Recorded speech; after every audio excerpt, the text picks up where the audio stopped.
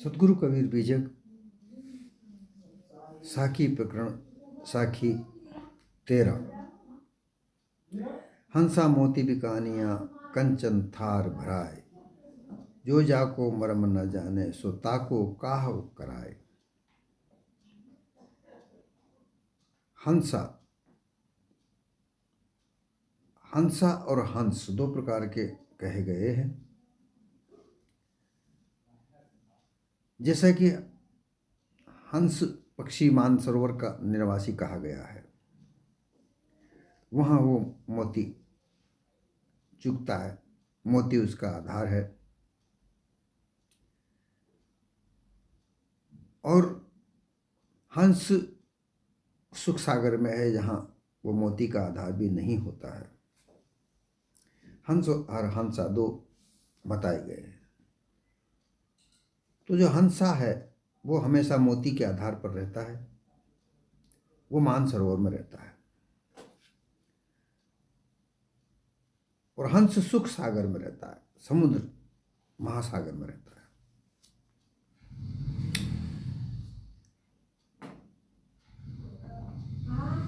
इसमें एक कहानी है हंसा की।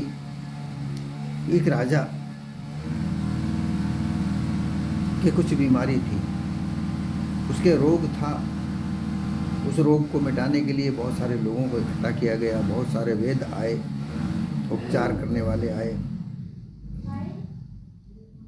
कोई वेद आकर के राजा से बोले कि अगर रोग को दूर करना है, मिटाना है, तो हंस पक्षी को लाना होगा। तो हंस उसकी दवाई बनेगी, वो दवाई आपके इस रोग को समाप्त करेगी। बहेलियों को जो हंस जो तीतर बटेर इत्यादि पकड़ते हैं, उनको बुलाया गया, उनसे कहा कि भाई हंस पकड़ के लाओ। वो हंस की तलाश में निकले। उन्हें बड़े से सरोवर में हंस दिखाई दिए, परंतु हंस हमेशा किनारे पर नहीं रहते, वो सरोवर के बीच में रहते हैं, जहाँ गहरा समुद्र है, जहाँ वो मोती ढूंढ कर खाते हैं। मोती उनका आधार होता है, वो मोती ही चुगते हैं। देखने के बाद उन्होंने युक्ति उपाई कि इन हंसों को पकड़ने के लिए क्या किया जाए। राजा के पास जाकर बोले, हमें हंसों को पकड़ने के लिए मोती चाहिए। राजा ने भंडारक से कहा कि भाई इनको जितने मोती चाहिए दे दो। बहेलियों ने साथ में कहा कि हमें सोने के थाल भी चाहिए, कंचन के थाल भी चाहिए। कंचन के थाल भी उनको दे दिए गए। सोने के थाल में मोती भरकर और सरोवर के किनारे पर रख दिए गए।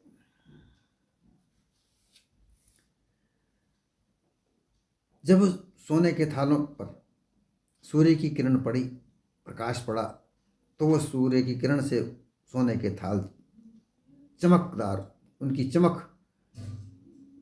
बिखरने लगी और उन चमकदार सोने के थालों में मोती भर के और किनारे पर रखे। हंसा जो थे वो समुद्र के जो मानसरोवर के बीच में घूम रहे थे, मोती ढूंढ रहे थे। उनको किनारे से प्रकाश आता दिखा, सोने के थाल चमक रहे थे। वो चमक देखकर उन्होंने कहा कि किनारे पर क्या रखा है। सोने की थाल की चमक में वो मोती भी चमक रहे थे। उन्होंने कहा कि सब हंस किनारे पर आए। किनारे पर आकर उन्होंने देखा थाल तो मोती से भरे पड़े हैं। वो बहेलिए जो पकड़ने आए थे, हंसों को पकड़ने आए थे, वो वहां पर किनारे पर ही छुप कर घास फूस के आड़ में बैठ गए। हंस आए, उन्होंने मोती देखा, ओहो हम तो मोती बीच समुद्र में सागर में ढूंढते हैं, ये यहीं पर पड़े हैं। वो चुगने लगे और उस मोती चुगने के लालच में आकर वो पकड़े गए। वो बहेलिए उनको पकड़ के ले गए। इसी तरीके से सदगुरु कबीर ने जो ये चेतावनी दी है वो ये है कि हंस देह मानव देह है, लेकिन इस हंस प्रवृत्ति को त्याग कर वो काग वृत्ति धारण करता है, वो बगुला वृत्ति धारण करता है।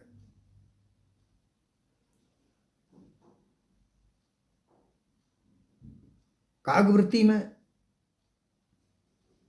चंचल वृत्ति होती है, वो यहाँ से वहाँ भोग पदार्थों को प्राप्त करने के लिए चंचलता में इधर से उधर घूमता रहता है।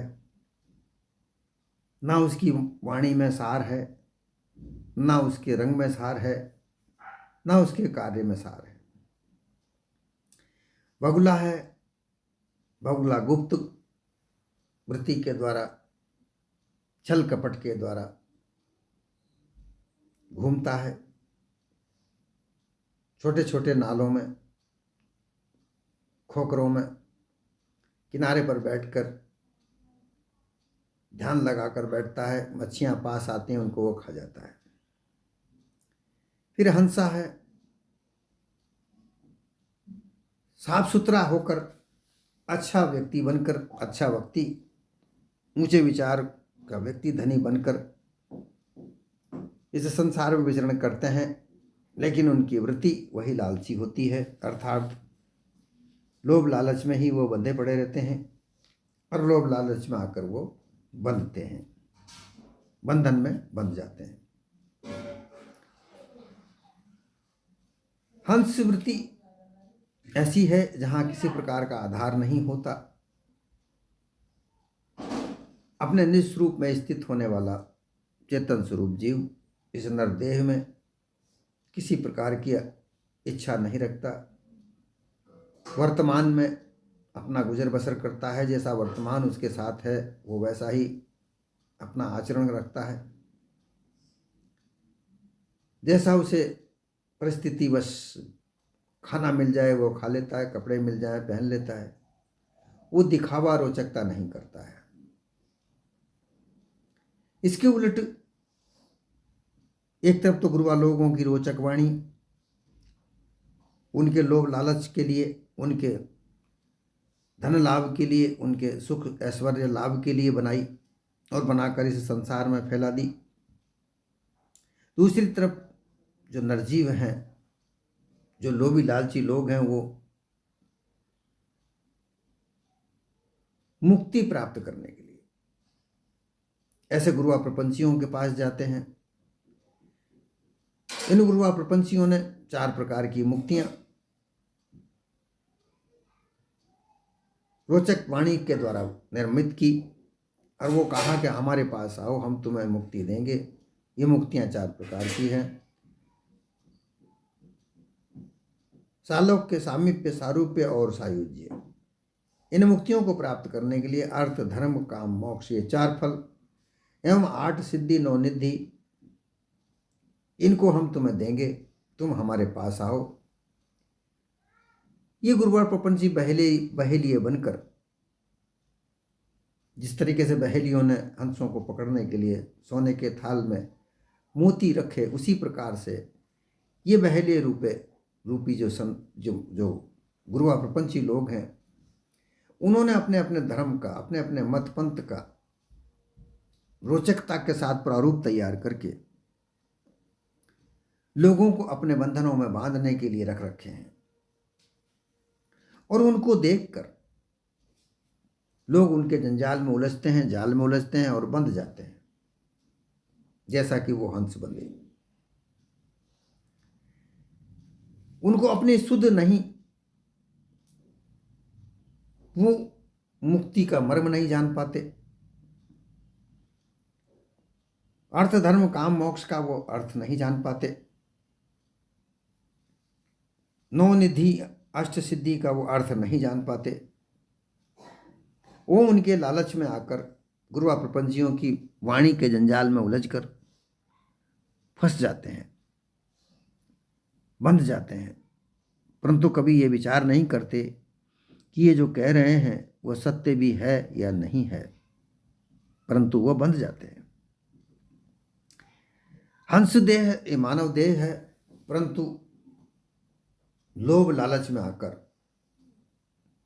कामी लोभी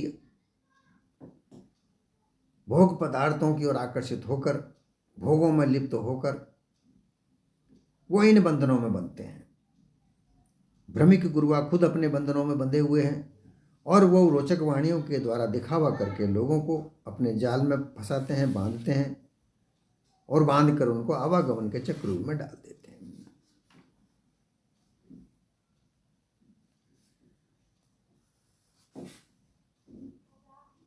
वाणी जाल जाकर फंसते हैं, फिर आप पराधीन हो जाते हैं। गुरुआ प्रपंचियों के धोखे में वो उलझ कर एक तरह से बिक जाते हैं।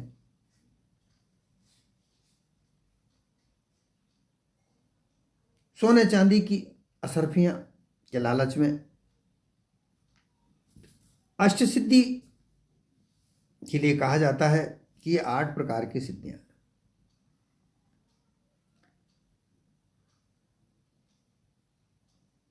अपने शरीर को हल्का फुल्का कर लेना, भारी कर लेना, बहुत बड़ा कर लेना, ऊपर आसमान में उड़ जाना, अदृश्य हो जाना, दूसरी वस्तुओं को दूर से प्राप्त कर लेना,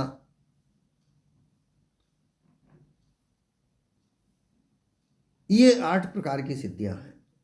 9 निधियां धन के प्रारूप बताए गए हैं। सोना चांदी, हीरा मोती, पन्ना, जवाहरात, तांबा, पीतल, ये इस प्रकार से 9 निधियां बताई गई। अर्थ धर्म काम मोक्ष। अर्थ धन का लालच, धर्म धार्मिक कार्य करके अपने जीवन को उलझा के रखो, काम अर्थात दुनिया भर के संसार के जीवन में आने वाले काम ये करे, और फिर मोक्ष अर्थात निर्बंधन होना। परंतु इनका आशय नहीं समझ पाते और गुरुआ प्रपंची लोगों को चक्कर में उलझ कर, उनके चक्रव्यूह में उलझ कर, उनके रोचक वाणियों में उलझ कर मोक्ष मृत्यु के बाद होगी, ये शरीर छूटने के बाद होगी, ऐसे भ्रामिक ज्ञान में उलझ कर वो धोखे में बन जाते हैं। अपने आप को समर्पित करते हैं। भक्ति समर्पित का नाम है। भक्ति अर्थात अपने आप को समर्पित कर देना, शरणागत हो जाना। काल्पनिक मुक्ति प्राप्ति के लिए वो उनके दास हो जाते हैं।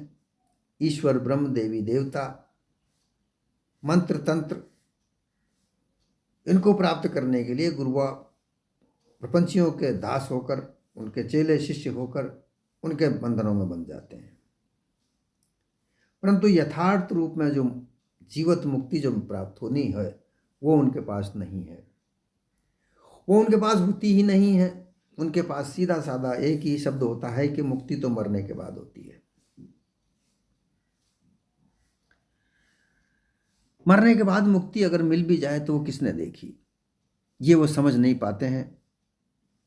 पूरे जीवन मानव जीवन में वो भ्रम धोखे में पड़े रहते हैं कि मरने के बाद में मुक्ति होगी, परंतु ये नहीं सोच पाते हैं कि मरने के बाद मुक्ति मिलने से लाभ क्या लाभ है। मुक्ति तो जीते जी ही मिलनी चाहिए। जीवत ही कर आशा, मुए मुक्ति कहे गुरु स्वार्था, झूठा दे विश्वासा। मरने के बाद मुक्ति मिली या ना मिली उसका कोई एतबार नहीं, कोई प्रमाण नहीं। मुक्ति जीवत मिलनी चाहिए, अर्थात मुक्त, बंधन रहित और निर्मुक्त, बंधन से छूट जाना। बंधनों में बंधा हुआ मुक्त और बंधन से अलग मुक्ति, बंधन से छूटना ही है। बुरी आदतों को त्याग करना मुक्ति है। मोह बंधन से छूटना मुक्ति है। भोग पदार्थों के भोग की लालसा को त्यागना मुक्ति है। राग द्वेष त्यागना मुक्ति है। लालच, लोभ त्यागना मुक्ति है। ये सब जीवत ही मिलती है। परंतु गुरुआ प्रपंच लोग अपने जाल में उलझ कर, रोचक वाणियों में उलझ कर, ये चेतन स्वरूप जीव मुक्ति प्राप्त करने की चाह से उन गुरुआ प्रपंचियों के पास जाता है। वो उसे कहते हैं कि हम तुम्हें मुक्त कराएंगे, परंतु मुक्त कदापि नहीं हो पाते, क्योंकि वो स्वयं ही बंधे पड़े हैं। औरों को क्या मुक्त कर सकते हैं? ईश्वर, ब्रह्म आदि कोई जगत करता वो अनुमान कल्पना से बताते हैं, क्योंकि उनके पास अनुमान और कल्पना ही है, भास अध्यास है। उस भास अध्यास से ही वो अनुमान कल्पना में ईश्वर कहते हैं। वह सब जगत का करता है, उसने तुम्हें शरीर दिया है, उसने तुम्हें जगत में आने को, उसकी कृपा से तुम आए हो, उसकी कृपा बहुत बड़ी है। ईश्वर जो करता है वो कोई नहीं कर सकता। बड़ी बड़ी रोचक कहानियां सुना सुना कर लोगों को भ्रम में डालते हैं।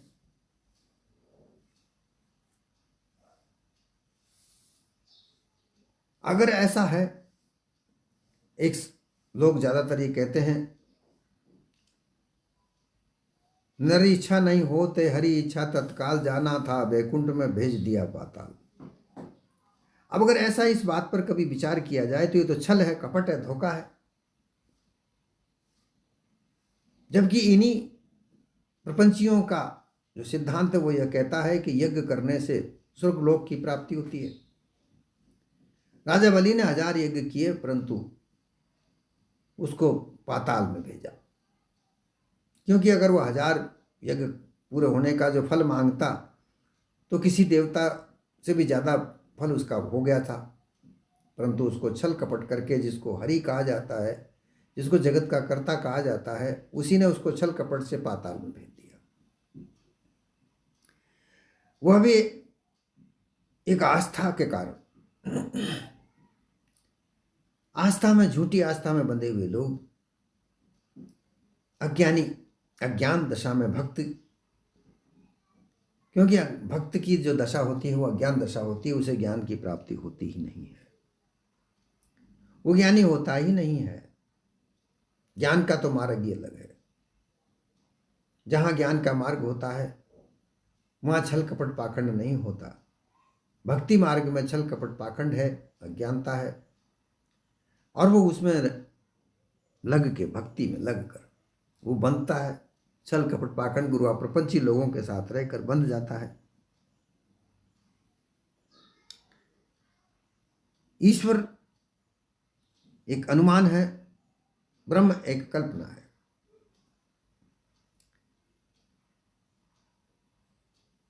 वो कहते हैं कि ईश्वर की कृपा से तुम्हें मुक्ति होगी। ये मिथ्या आशा भरोसा देने वाले मिथ्या प्रपंची लोग, कर्मी, उपासक, योगी, ज्ञानी, विज्ञानी, ये 5 प्रकार की वाणियां कल्पना, भ्रम, धोखे में बड़ी बड़ी हैं। ये लोग, इन वाणियों के जानने वाले लोग, ये गुरु तो कहलाते हैं, परंतु गुरुत्व का, गुरु स्वरूप का, पारक का मर्म वे नहीं जानते हैं। इसलिए कहा, जो जाको मर्म न जाने सो ताको कहा कराए। मानस तन को पाए के अच्छा जन्म बनाओ, काग गवन कृति त्याग के हंस गवने चले आओ। ये देह मानव देह मिली हंस देह है, परंतु इसमें रहकर, काग वृत्ति में रहकर, बगुला वृत्ति में रहकर, हंसा वृत्ति में रहकर, अर्थात कर्मी बनकर, उपासक बनकर, योगी बनकर, योगी परमात्मा कोई अलग अन्य है, उपासक ईश्वर कोई अलग है, वह जगत का करता है, कर्मी 10 अवतार इस संसार को चलाने वाले हैं, सर्वगुण ब्रह्म है। अपने से अलग कोई कर्ता मानकर उसकी आराधना प्रार्थना करना, उनमें उलझे रहना, उनका मर्म नहीं जाना, केवल अज्ञानता के वश उसको मानते रहना और उनमें लगे रहना, अपनी बुरी आदतों को नहीं त्यागना। जो मिथ्या मान्यताएं इस संसार में बना रखी हैं, 4 कर्म बाहर के, 4 अंतर के, फिर 4 मुक्ति के, 12 कर्मों को निर्माण किया गया। 4 कर्म बाहर के, यज्ञ, जप, तप, दान, ये बाहर के कर्म हैं। तीर्थों में जाकर स्नान करना, वहाँ यज्ञ करना, हवन करना, दान करना, परमात्मा की प्राप्ति के लिए, मानव जीवन में सुख सौभाग्य प्राप्त करने के लिए, धन धान्य ऐश्वर्य मान सम्मान ऊंचा पद प्राप्त करने के लिए, सुंदर स्त्री पुत्र प्राप्त करने के लिए, इच्छाओं को रखते हुए, इन इच्छाओं को लेकर ये बाहरी कर्म। तो कर्मी लोग, कर्मकांडी लोग कर्मकांडियों के पास जाते हैं और अपने लालच के अनुसार, अपने लोभ के अनुसार वो ये कर्मकांड करते हैं। फिर 4 साधन भक्ति के, श्रवण मनन निध्यासन साक्षात्कार, कथा सुनना,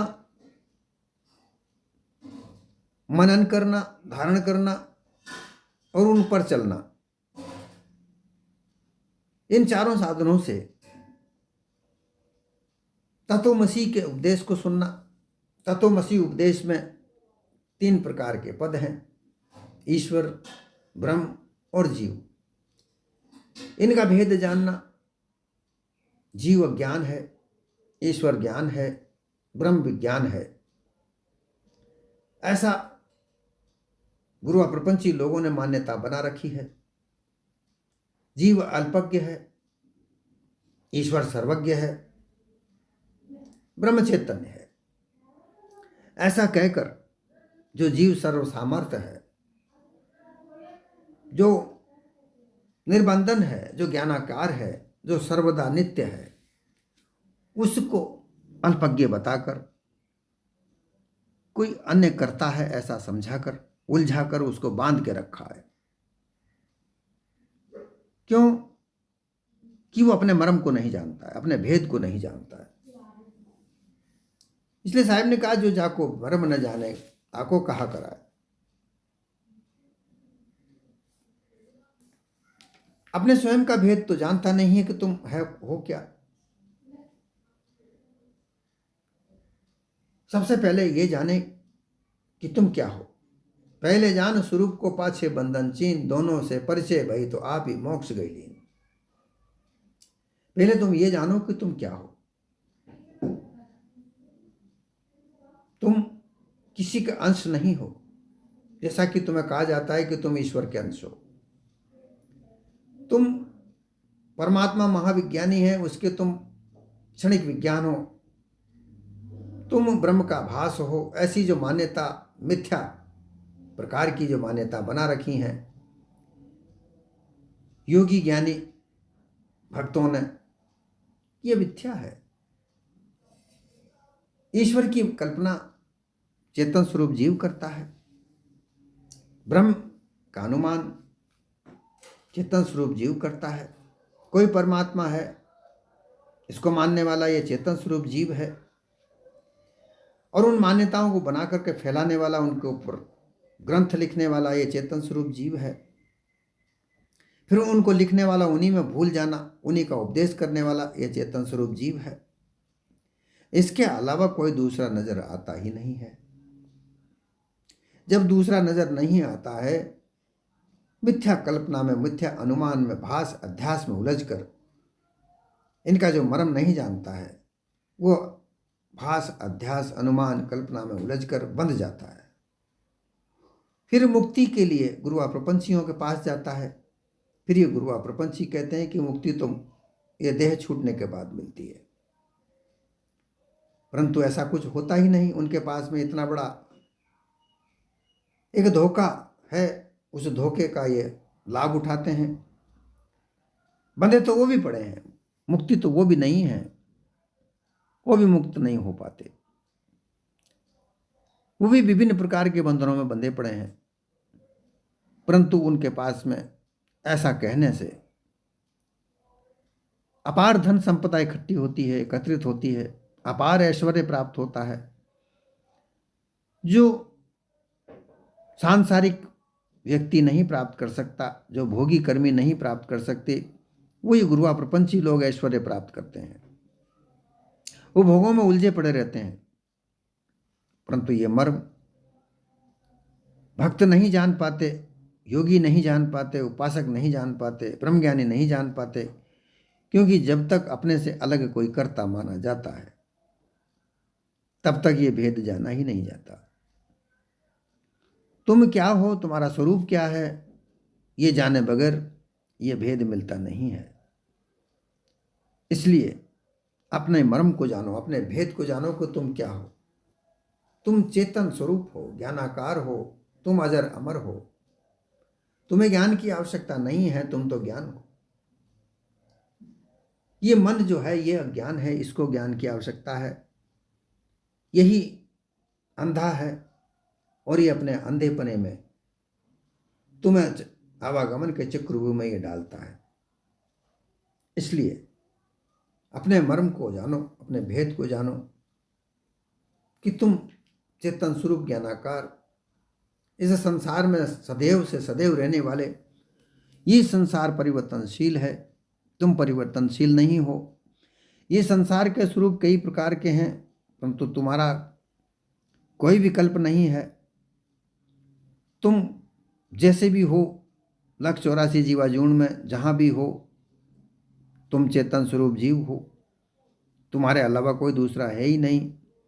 बाकी सारी मान्यताएं जो बनी हैं वो तुमने ही निर्माण की हैं, और तुम निर्माण करके तुम उसमें उलझ गए हो, अपने आप को भूल गए हो। जो वस्तु तुमने ही निर्मित की है, रोचक वाणियों का निर्माण तुमने किया है, और तुम उस वाणियों में उलझ कर, गाने बजाने के चक्रव्यूह में उलझ कर, अपने आप को भूल कर, कोई मुक्त दूसरा करेगा, कोई कर्ता दूसरा है, ऐसा मानकर तुम अपने बंधन में बंधे पड़े हो। जब मुक्ति के लिए मांग करते हो, गुरुआ प्रपंचियों के पास जाते हो, तो गुरुआ प्रपंची तुम्हें धोखे में डालते हैं कि मुक्ति तो मरने के बाद प्राप्त होती है। ये भेद तुम्हें जानना है। ये भेद तुम्हें कब प्राप्त होगा? जब पारखी संतों का संग करोगे। पारखी संग सारा भेद मिलता है, चेतन स्वरूप जीव का निज स्वरूप प्राप्त होता है। वही निज स्वरूप प्राप्त होने के बाद तुम जीवत मुक्त हो जाते हो, निर्बंधन हो जाते हो, बंधन में नहीं आते हो। आवागमन, श्वास आती है, श्वास जाती है, इच्छाएं आती हैं, इच्छाएं जाती हैं। ये आवागमन का चक्रव्यूह, इसका भेद तुम्हें जब तक नहीं प्राप्त होता तब तक तुम निर्मुक्त नहीं हो सकते, जीवत मुक्त नहीं हो सकते। और ऐसी स्थिति में तुम, जिस प्रकार वो हंस सोने के थाल में मोती देखकर बंध गया, उसी तरीके से तुम इस संसार में भोग विलास में उलझकर, भोग पदार्थों को देखकर, भोगने की इच्छाओं में उलझकर अपने को बंधन में बांधते हो, निर्मुक्त हो ही नहीं सकते। गुरुआ प्रपंची तुम्हें मुक्त होने ही नहीं देते, क्योंकि गुरुआ प्रपंची तो खुद स्वयं बंधे पड़े हैं। वो स्वयं अपने आप को बांधे पड़े हैं, वो तुम्हें क्या मुक्त कराएंगे? उन्हें धन का मोह है, लालच है, सुख ऐश्वर्य का मोह है, लालच है, उसी लालच में वो तुम्हें बांधते हैं। तुम्हें तो कुछ प्राप्त हो भी नहीं सकता, परंतु उन गुरुआ प्रपंची लोगों के पास अपार सुख ऐश्वर्य प्राप्त होता है। वो तुम्हारे ही धन से ऐश्वर्य करते हैं, तुमसे ज़्यादा सुख सौभाग्य को प्राप्त करते हैं, और तुम बंधे पड़े रहते हो, दुखी हो। तुम्हारा दुख दूर नहीं हो सकता जब तक तुम इस भेद को नहीं जान सकते कि तुम क्या हो। तुम अपने आप को जानो, निराधार हो, तुम निराधार हो, निर्बंधन हो, मुक्त हो, सदैव मुक्त हो, परंतु अहंता के कारण तुम बंधे पड़े हो। इस अहंता को नष्ट कर दो,